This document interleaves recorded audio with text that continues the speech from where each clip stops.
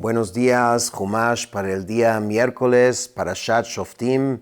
Estamos en el capítulo 18, versículo 6. En teoría, cualquier Kohen puede servir en el templo, en cualquier día, porque esto es el privilegio que ellos tienen. Sin embargo, para asegurar de que hubiera como orden en el templo, se estableció divisiones donde un grupo servía durante unas semanas y después otro grupo, y así cada uno tenía su turno. Y para asegurar de que cada grupo tuviera también el beneficio que un Kohen recibe, por ejemplo, cuando hay un sacrificio, entonces los pieles, a veces parte de la carne, diferentes beneficios hay para los Kohanim para recibir, porque ellos no tenían su propia fuente fija de ingreso, porque estaban dedicados al servicio del templo. Entonces, el sistema era que durante el turno de un grupo, ese grupo tenía los derechos a recibir lo que entraba durante ese tiempo. Y para que esto funcione bien y que sea, digamos, según la ley correcta, que no están quitando nada de los otros Kohanim, entonces era como si cada grupo vendiera su derecho a ese grupo durante esa semana, o semanas, o el tiempo que les tocaba para servir. Y así era legalmente ya de ellos. Pero a veces podía pasar que un Kohen llega de otro lugar que no está en el turno de ese momento, y sobre esto empieza la Torah a hablar. Dice, V'chi yavo halevi me'achad she'arecha mikol Yisrael asher hu gar sham, uva v'chol avat nafsho el hamakom asher yivchar Hashem. Y si cuando venga un Leví de alguna de tus ciudades de todo Israel, en donde él habite, y venga con todo el ansia de su alma al lugar que el Eterno haya escogido. Y obviamente como llegó, quisiera formar parte, tomar también parte de ese servicio tan especial que en teoría es su derecho. Dice la Torah, V'sheret b'shem Hashem Elokav, kechol achav haleviim, ha'omdim sham lifnei Hashem.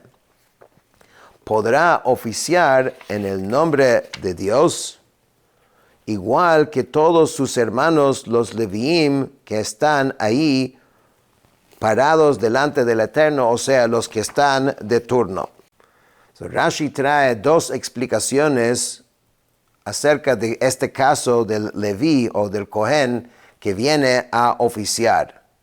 La primera que dice es que esto enseña que un Kohen puede venir al santuario a ofrecer ofrendas voluntarias u obligatorias personales, incluso en una guardia que no sea la suya.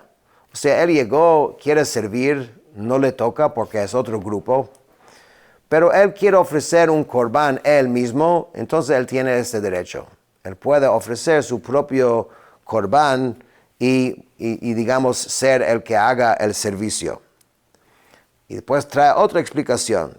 Dice, también enseña respecto a los Kohanim que vienen para las festividades, que pueden ofrecer ofrendas en la guardia de ese momento y realizar el servicio de ofrendas cuya obligación llega a causa de la festividad, como las ofrendas adicionales de la festividad, incluso que no sea la guardia de ellos. En otras palabras, hay ciertos sacrificios que son los diarios. Por ejemplo, el tamid, el corbán diario de la mañana y la tarde. Bueno, él no puede participar en eso porque eso le toca al grupo que está. Pero los korbanot, los sacrificios que tienen que ver específicamente con la fiesta, y él llegó para la fiesta, él sí puede participar en esos sacrificios, porque no son de los diarios. Chelek que chelek yochelu levad mimkarav al ha'avot. una porción como otra comerán, salvo la venta de los ancestros. Rashi explica lo siguiente: esto enseña que los Kohanim que llegan participan en el reparto de los pieles y la carne de las ofrendas de pecado de cabras.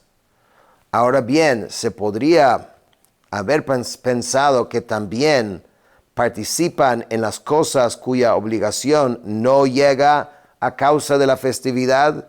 Por ejemplo, como mencionamos antes, el tamid, que es las ofrendas continuas o ofrendas adicionales de Shabbat. Para descartar esa hipótesis, el pasuk, el versículo afirma, salvo la venta de los ancestros. Es decir, excepto lo que los ancestros hayan vendido en los días del rey David y el profeta Shemuel, que fue cuando instituyeron estas guardias. Entonces los Kohanim vendieron entre sí los turnos, diciendo que tú tomas esta semana y tú esta otra semana. En otras palabras, eso ya hay que respetarlo porque eso ya se vendió al grupo que está de turno en ese momento.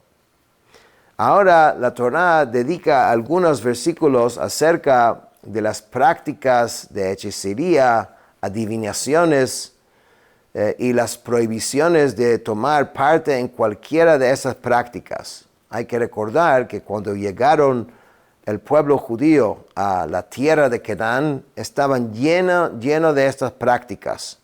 Entonces, al verlo, y podría pasar de que alguien diga, bueno, vamos nosotros también a copiar estas prácticas. Por eso dice la Torá, ki ata ba el haaretz asher Hashem Elokecha noten lach, lo tilmad la'asot ketoavot hagoyim hahem. Cuando entres a la tierra que el Eterno tu Dios te entrega, no aprenderás para hacer según las abominaciones de esos pueblos. Lo yimatze becha ma'avir bino uvito ba'esh, kosem kesamim meonen umenachesh umechashef. No se hallará en ti alguien que haga pasar a su hijo o hija por el fuego, uno que practica la adivinación, un pronosticador, un augur o un hechicero. Dice Rashi, explica un poco estas prácticas. El primero es el que pasa su hijo o hija por el fuego, se refiere al culto al ídolo Molech. Había un ídolo que se llamaba Molech, el cual consistía en que la persona hacía hogueras de fuego a ambos lados y hacía pasar a su hijo entre los dos. Eso era una práctica de la época y es prohibido. La adivinación, ¿qué es un adivino? El que agarra su vara y le dice, ¿debo ir a tal lugar o no? ¿Y qué es un meonen, un pronosticador? Rabbi Akiva dijo, esto se refiere a los que dan momentos propicios. Lo que dicen, tal temporada es buena para comenzar tal cosa. Pero los sabios afirman, eso se refiere a los que hacen trucos de magia. Menachesh, un augur, es el que actúa con base en que, por ejemplo, su pan cayó de su boca, un venado cruzó su camino o su vara cayó de su mano, y hacen de esto como algún símbolo, algún señal. Vejover Haver, Veshoel Ov, Viyidoni, Vidoresh el Hametim, un hacedor de encantamientos, uno que inquiera de Ob o de Yidoni, o uno que consulta a los muertos. Rashi explica qué es Jover Haver, encantamientos, una persona que agrupa serpientes, escorpiones o otros animales en un lugar. Otro caso aquí es un tipo de hechicería que se llama pitom. El que practica habla desde su axila y alza a los muertos en su axila. Yidoni, ¿qué es Yidoni? Es uno que mete un hueso de un animal llamado Yadua en su boca y el hueso habla por medio de hechicería. O sea, esas son prácticas que existían en la época y la Torah está expresamente prohibiendo tomar parte de cualquiera de estas abominaciones, como explica aquí, Toavat Hashem kol ose eile, uviglal hatoivot haele, Hashem elokecha morish otam mipaneja, pues abominación es para el Eterno todo el que haga estas cosas, y a causa de estas abominaciones el Eterno tu Dios los expulsa de delante de ti. Tamim tihye im Hashem elokecha, íntegro serás con el Eterno tu Dios. ¿Qué quiere decir esto? Marcha junto con Él con integridad de corazón y espera en Él. No indagues en el futuro.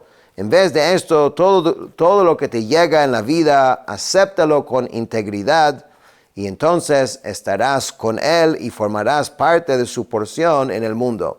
O sea, lo que Hashem está ordenando es que uno debe vivir su día a día, no trata de ver lo que va a pasar en el futuro. Esto te va a llevar a buscar todas estas prácticas que son abominaciones. Sepa que Hashem siempre está contigo, debes creer en Él y vas a estar con Él y vas a recibir siempre sus bendiciones. Con esto terminamos el Chumash de hoy.